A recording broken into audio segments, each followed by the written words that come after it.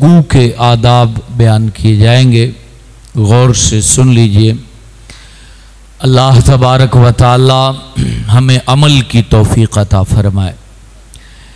नबी पाक सरवरे कायनात सल्लल्लाहु अलैहि वसल्लम की गुफ्तगू का तरीक़ाकार ऐसा होता था। अम्मा आयशा सिद्दीक़ा फरमाती हैं कि आप बातचीत ठहर ठहर के फरमाया करते थे कि सामने वाले को नबी पाक अलैहिस्सलातु वस्सलाम की गुफ्तगू मुकम्मल समझ आ जाती थी।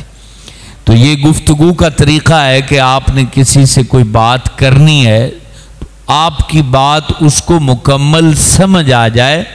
और फिर हुजूर अलैहिस्सलातु वस्सलाम का ये तरीक़ाकार था, जैसा मुखातब होता, सामने जिससे बात हो रही है, जितनी अक्ल की सतह उसकी होती, वैसे नबी पाक अपना कलाम फरमाया करते थे। जैसे एक बंदा अनपढ़ आपसे बात कर रहा है तो आप उससे इंग्लिश में लगे हुए हैं, तो ये सुन्नत तरीका नहीं है, उसको तो इंग्लिश आती ही नहीं है। इसी तरह एक बंदा जो है वो पंजाबी है, आप उससे मकसद गाड़ी उर्दू में बात कर रहे हैं, तो ये भी तरीक़ाकार नहीं। जैसा सामने वाला बात समझ सकता है, जितनी उसमें सकत है, उतना ही उससे कलाम आसान किया जाए, ये नबी पाक अलैहिस्सलातु वस्सलाम की सुन्नत है। फिर गुफ्तगू करते हुए अगर बंदा वैसे भी याद रखें, 3 नुक्ते ऐसे हैं, अगर बंदा उनको अपना ले तो वो डिप्रेशन से बचा रहता है। पहला, लिखने वाले लिखते हैं कि स्लो डाउन बंदा हो, यानी जज्बाती ना हो। और दूसरी बात यह है कि वो अपने गुस्से को पी जाने वाला हो और मुस्कुरा के बात करने वाला हो। और तीसरी बात यह है कि वो ज़्यादातर खामोश रहने वाला हो। ऐसे 3 गट्स जिस बंदे में हो तो वो डिप्रेशन से बचा रहता है। यानी जब बात करे तो धीमे लहजे में ठंडे मिजाज से बात करे, चाहे आगे दुश्मनी क्यों ना हो। खामोश रहने की आदत बनाए कि ज्यादा लोगों को सुने और थोड़ा सुनाए। और तीसरी बात, मुस्कुरा के लोगों से बात करे। ये 3 जो है वो गट्स जिस बंदे के अंदर होते हैं, उन्हें डिप्रेशन, जहनी परेशानी कम होती, वो अंदर से ताकतवर होते हैं जिनमें ये 3 एस पाए जाएं। इसको कहते हैं 3S: स्लो डाउन, साइलेंस और इसी तरह जो है वो मुस्कुराना। ये आपके अंदर अगर चीज़ें हैं तो अल्लाह तबारक व तआला आपको अंदरूनी क़ुव्वत अता करता। हुजूर सल्लल्लाहु अलैहि वसल्लम के बारे में आता है कि आप जब लोगों से बातचीत करते तो ज़्यादातर मुस्कुरा के बात फरमाया करते थे कि अगले बंदे की दिलजोई हो जाए। फिर गुफ्तगू का अदब ये है कि अमीर हो, गरीब हो, फ़कीर हो, वज़ीर हो, उसकी तरफ पूरी तवज्जो करके बातचीत की जाए। मकसद ये नहीं है कि बंदा इधर खड़ा है और आप इधर देख के बात कर रहे हैं। पूरी तवज्जो आप उसकी तरफ करके बात करें। ये नबी पाक अलैहिस्सलातु वस्सलाम की सुन्नत मुबारक है और ये अदब का तकाजा है। नबी पाक सल्लल्लाहु अलैहि वसल्लम का तरीक़ाकार था, आपसे कोई मुलाकात करने आता, बातचीत करता, आपसे वो हाथ मिलाता तो हुजूर अलैहिस्सलातु वस्सलाम उस वक्त तक अपना हाथ खींचते नहीं थे जब तक वो अपनी मर्जी से छोड़ता नहीं था। और नबी पाक सल्लल्लाहु अलैहि वसल्लम कभी अपना रुखे ज़ेबा सामने वाले से हटाते नहीं थे। जितनी देर उसका दिल करता वो हुजूर से बात करता, और जब उसकी बात पूरी हो जाती वो खुद हट जाता। उस वक्त नबी पाक दूसरे बंदे की तरफ तवज्जो दिया करते थे। ये तरीक़ाकार है। आप अपने बच्चों से भी इस तरीके से बात किया करें, बीवी से भी इस तरीके से बात करें, बहन भाइयों से भी इस तरीके से बात करें।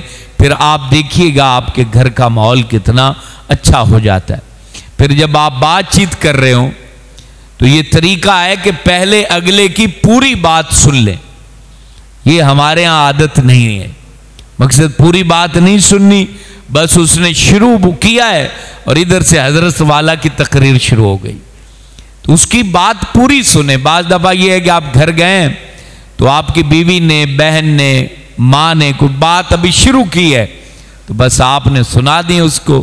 बाद में जब वो अगली बात सुनते हैं कहते यार माफ करना, मैं गलती होगी। भाई पहले उसकी बात पूरी सुन लेते तो ये माफी मांगने की नौबत ना आती। कोशिश करें जो आपसे बात कर रहा है बंदा, उससे बात पूरी सुन लें। हो सकता है कि वो अपनी पूरी बात करते करते ही उसकी बात का जवाब हो जाए और आपको जवाब देना ही ना पड़े। तो इसलिए बात को मुकम्मल सुनने की आदत बनाइए और ज़रा अपने अंदर तहम्मुल मिजाजी पैदा कीजिए। ठंडी तबीयत के अंदर रहकर जो है उसकी बात आप सुन लें, इंशाअल्लाह ताला उसकी बरकत से बहुत सारे मामलात हल हो जाते हैं। फिर अगली बात, जब किसी की बात आप तक पहुंचे तो कोशिश करें कि आप उससे मालूमात ले लें कि आपने ये बात कही है, हालांकि मैं आपके मुतालिक ऐसे जज्बात नहीं रखता। तो जब आप उस तक अपने जज्बात पहुंचा देंगे तो बहुत सारी गलत फहमियाँ दूर हो जाती हैं। बहुत सारे लोग ऐसे हैं कि वो दूसरों के मुतालिक खुद ही अपने दिल में फैसले भी कर लेते हैं, अपने दिल में दलीलें भी दे लेते हैं। ना उसको पता होता है कि इसने क्या सोच रखा है और ना दूसरे को पता होता है कि ये इसके बारे में क्या गुमान रखता है। इसलिए किसी के मुतालिक अपने दिल में खुद से फैसला पैदा न करें जब तक आप उससे बात ना कर लें, जब तक आप उससे पूछ ना लें। कैसे फैसले? मकसद एक बंदे को हम देखा वो जल्दी जल्दी जा रहा है और हमसे हमारे सलाम का जवाब नहीं दिया। अब हम फैसला कर लेते हैं यार ये बड़ा मुतकब्बर बंदा है, मैं इसको बुला रहा था और इसने मेरी एक नहीं सुनी। भाई हो सकता है उसके घर में कोई बीमार पड़ा और वो तेजी में जा रहा और उसका ध्यान दवाई और डॉक्टर की तरफ हो और आपकी बात भी उसने ना सुनी हो और आपने फैसला कर लिया कि जनाब ये तो बड़ा मुतकब्बर बंदा है और मेरी इसने सुनी नहीं है। तो इस तरह गुफ्तगू के अंदर, हमारी मुसलमानों की गुफ्तगू में गीबत नहीं होनी चाहिए, यानी किसी की बुराई हम ना करें। बहुतान तराशी नहीं होनी चाहिए कि एक बंदा जो है वो वैसा है ही नहीं और हमने लोगों में उसका ढोल पीट दिया कि ये तो बड़ा गंदा बंदा है, इसको बहुतान कहते हैं। और हमारी गुफ्तगू में चुगली नहीं होनी चाहिए। मकसद हमने एक की सुनी और दूसरे को सुना दी और दोनों को लड़वा दिया। चुगलखोरी मुसलमान की गुफ्तगू में नहीं होनी चाहिए। हमारी गुफ्तगू में झूठ नहीं होना चाहिए, हमारी गुफ्तगू के अंदर गाली नहीं होनी चाहिए। नबी पाक ने फरमाया मुनाफिक की अलामत है कि जब वो बात करता है तो झूठ बोलता है, जब झगड़ा करता है तो गाली देता है। ये नबी पाक ने फरमाया मुनाफिक की अलामत है कि जब वो बात करता है तो झूठ बोलता है और जब वो झगड़ा करता है तो उस वक्त वो गाली देता है। तो हमारी गुफ्तगू इन तमाम चीज़ों से पाक होनी चाहिए। आप कुरान मजीद पढ़ें, कुरान में फरमाया गया कि एक तो बहुत ऊंचा किसी के सामने जो है वो बाहम गुफ्तगू करें तो ना करें और उसके अंदर आप उसको जो है वो गालियां देकर बातचीत ना करें। ये हमें कुरान तालीम इरशाद फरमाता है। और फिर कुरान ने ये बात भी हमें फरमाई है कि जब तुम्हारे साथ कोई बुराई से पेश आए तो तुम उसके साथ अच्छे कलाम से पेश आओ, तो अल्लाह तबारक व ताला तुम दोनों के दरमियान मोहब्बत पैदा फरमा देगा। तो गुफ्तगू का तरीक़ाकार हमारा चूंकि ठीक नहीं है, और ये बात याद रखना, नोट कर लेना, अक्सर घरों की लड़ाइयाँ गुफ्तगू की गलती की वजह से होती हैं। अक्सर घरों के अंदर जो जंगें लगती हैं उसमें ज़्यादातर उसके पीछे गुफ्तगू, नाजेबा गुफ्तगू, नामुनासिब गुफ्तगू जो है वो कार फरमा होती। कोई ना कोई एक फर्द, चाहे वो सास हो, बहू हो, नंद हो, ससुर हो, बाप हो, बेटा हो, कोई एक ना एक बंदा गलत गुफ्तगू करता है जिसकी वजह से लड़ाई होती। और फिर गलत गुफ्तगू करने वाला माफी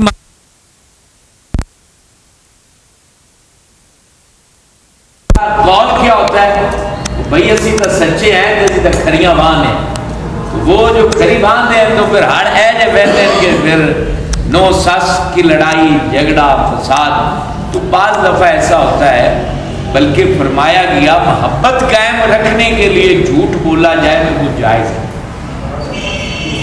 बाप बेटे, माँ बेटी, बहन भाई, और ये जो रिश्ते खूनी रिश्ते हैं, इनकी मोहब्बत को बरकरार रखने के लिए वहाँ तो झूठ भी आप बोल दें तो इसको इस्लाम ने जायज़ करा दिया।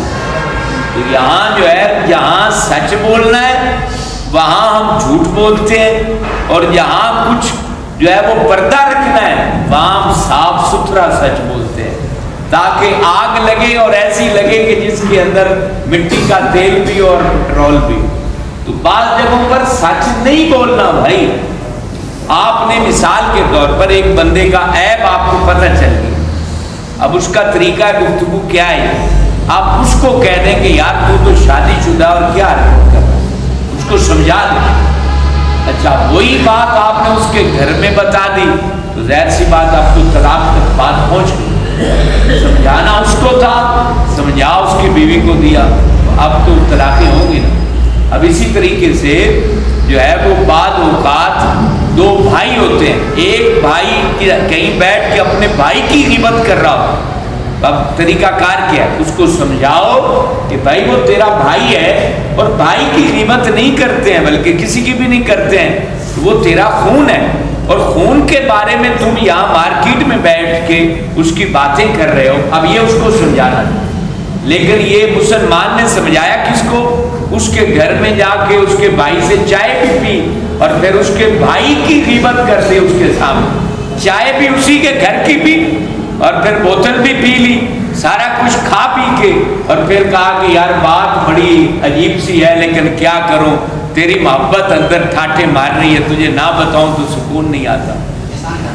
उस पे एहसान करता है, क्या करूं, तेरे बारे में सुन नहीं सकता, बस इतनी सी बात है। बस वो जो तेरा भाई है ना, वो चौक में बैठ के तेरे बारे में ये बातें कर रहा, ओ मेरा भाई होके, अब ये तो पानी पी के चाय पी के खा के चला गया, और जब वो भाई उसके घर में आएगा तो फिर जो डांग छोटा उठेगा वो सबको पता।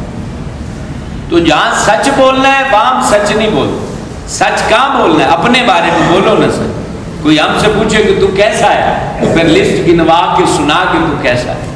तो किसी के बारे में हमें सच बोलने की क्या जरूरत, कब बोलना है उसका भी एक मौका है, वो भी बता देता। जैसे आपसे किसी ने पूछा कि फुला शख्स के घर में मैं अपनी बेटी का निकाह करने लगा हूं, हमें बताइए कि लोग कैसे हैं, तो सच बोल दें कि भाई लोग अच्छे नहीं हैं, उनका मयार अच्छा नहीं है, उनका वक़ार अच्छा नहीं, आप सच बोल दें। शरीयत यहाँ मौका देती है आपको सच बोलने। इसी तरीके से जो है एक बंदा किसी के साथ शराकतदारी कर रहा है और वो आपसे मशवरा ले रहा है कि मुझे इसके साथ इन्वेस्टमेंट करनी चाहिए या नहीं, आप अपना तजर्बा बता सकते हैं कि मुझे जो है मेरा तजर्बा अच्छा नहीं है, बाकी आपकी मर्जी है। तो ये मौके होते हैं कि जहाँ आप सच बोल सकते हैं, लेकिन ऐसे सच बोलना जिससे लड़ाई पैदा होती हो वो आप हरगज ना बोलें, खुदारा ना बोलें। ये बहुत बड़ा तबका है जो इस वजह से घरों में तलाक़ें हो जाती हैं, लड़ाइयाँ हो जाती हैं, कत्ल गारत तक मामलात पहुँच जाते हैं। और वो लड़ाई जो होती है वो तो फिर आपको पता है कि वो दूध की लस्सी है, जितनी बढ़ती जाए। और कोशिश करें ये जो गुफ्तगू का तरीका, फिर आपके दिल में किसी के बारे में बदगुमानी आ गई हो, यार ये बंदा मेरे खिलाफ है, तो आप उससे पूछ लें। यकीन जाने 2 मिनट में आपकी टेंशन दूर हो जाएगी। और अगर आप पूछेंगे नहीं तो आप 1000 दफा उसकी बदगोइयां करेंगे और आपकी टेंशन नहीं दूर होगी, क्योंकि जब आपको वो बंदा नजर आएगा आपको तकलीफ होगी। इसलिए बदगुमानी से बचें, बोतान से बचें, ग़ीबत से बचें, चुगली से बचें। ये वो चीज़ें हैं जो आपके मन में सुकून पैदा करेंगे। और आपको पता है, ये लास्ट बात, वक्त चूंकि पूरा हुआ, ये आखिरी बात सुन लीजिए। कोरोना वायरस की जो वैक्सीन है, इसका फंक्शन क्या होता है? ये कोरोना वायरस की जो वैक्सीन लगती है, इसका फंक्शन होता है ये आपके अंदर एंटीबॉडी पैदा करते हैं, एक्टिव करते हैं, जो बीमारियों से लड़ते हैं। और यहाँ एक बड़ी खूबसूरत बात आपको बता रहा हूँ, यूँ समझ लें ये 12,000 का एंटीवायरस आपको मिल रहा है। और वो बात क्या है कि बेहतरीन जो वैक्सीन होती है वो अपने मन से नफरत को निकाल देना होता है। जो बंदा लोगों की नफरत नहीं पालता ना, उसके एंटीबॉडी जो है ना वो एक्टिव रहते हैं। ये बात हकीकत है, क्योंकि उसको गम देने वाला पर कोई इंसान ही नहीं बचा। और बंदा जब गमगीन होता है उसका एंटीबॉडी जो है वो डैमेज होता है। ये डॉक्टरों वाली बात है और इसको आप याद कर लें। जो बंदा गमगीन होगा, जितना गमगीन होगा, उसके अंदर की कुव्वत मुदाफत, एंटीबॉडी जो जरासीम है वो डैमेज हो जाएंगे, सो जाएंगे। और जब वो बंदा हंसता है, मुस्कुराता है, हंसने का मतलब है पूरी बॉडी जब खुशी फील करती है, उस वक्त उसके अंदर मौजूद तमाम एंटीबॉडी एक्टिव हो जाते हैं। होती है कि या गम की बात बताओगे तो उसके एंटीबॉडी जो है वो डैमेज हो जाएंगे और बीमारी के जरासीम एक्टिव हो जाएंगे और बंदा वहां हलाक हो जाएगा। और एंटीबॉडी को डैमेज करने वाला गम, सबसे बड़ा गम ये होता है कि आपको लोगों से एलर्जी हो जाए। इंसानों से आपको जब एलर्जी हो गई ना, तो आपको दुनिया की कोई चीज खुशी नहीं दे सकती। ये बहुत बड़ी बात आपको। जब आप लोगों से, हमने रहना तो लोगों में है, मरेंगे तो कब्रिस्तान जाएंगे ना। आपको लोग मार्केट में भी मिलेंगे, मस्जिद में भी मिलेंगे, शादी पर भी मिलेंगे। अच्छा, जिनको एलर्जी होती ना लोगों से, वो शादी ब्याह पर भी कुर्सी ढूंढ रहे होते हैं, यार वो बंदा मेरी कुर्सी के सामने ना, वो बंदा मेरे सामने ना बैठे। नमाज में भी उनकी कोशिश होती है कि यार साफ में कहीं वो बंदा तो नहीं पास आके खड़ा हो गया। उसको जो है ना देख के जो है ना वो भाग जाएंगे, दूसरी साइड पे खड़े हो जाएंगे।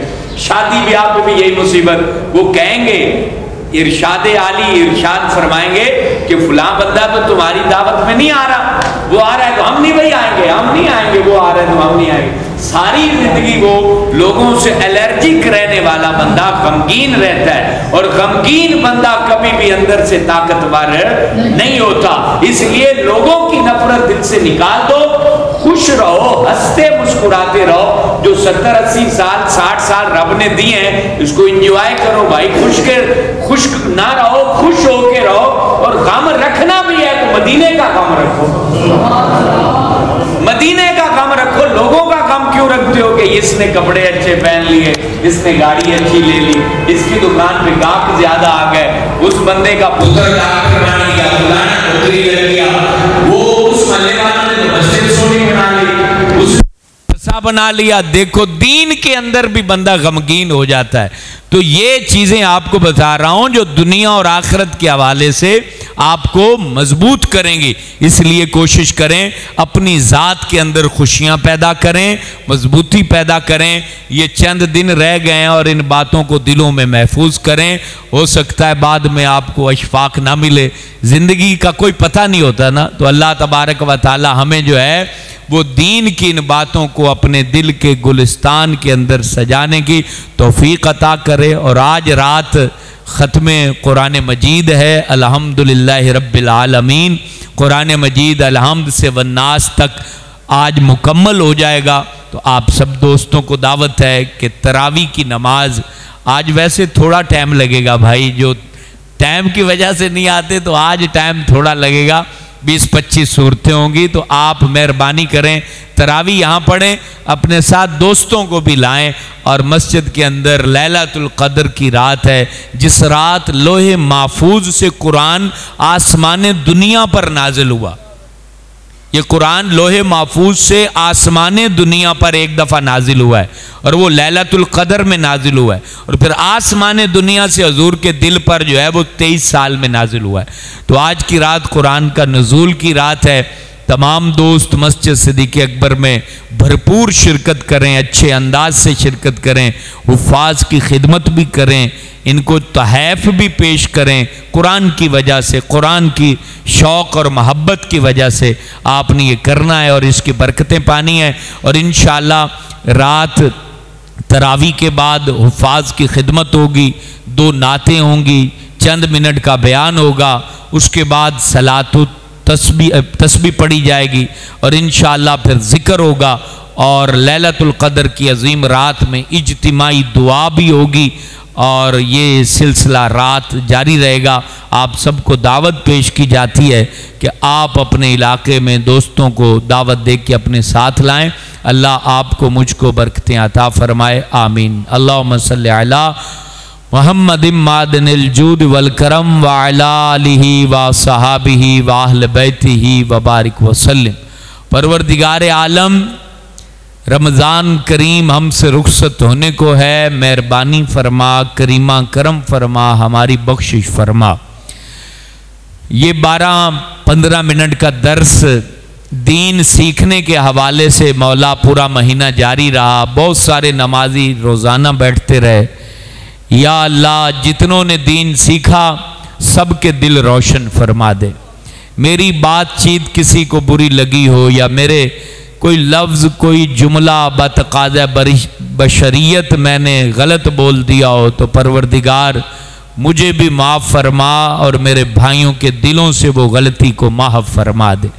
अल्लाह पाक हमें इस्लाम पर कायम रख, मोहब्बतों का प्रचार फरमाने की तौफीक दे और तमाम दिलों में मोहब्बत के चश्मे जारी करने वाला मुबल्लिग हम सब को बना दे। अल्लाह पाक आज की रात आने से पहले पहले हमारे माँ बाप को, रिश्तेदारों को, सब को बख्श दे।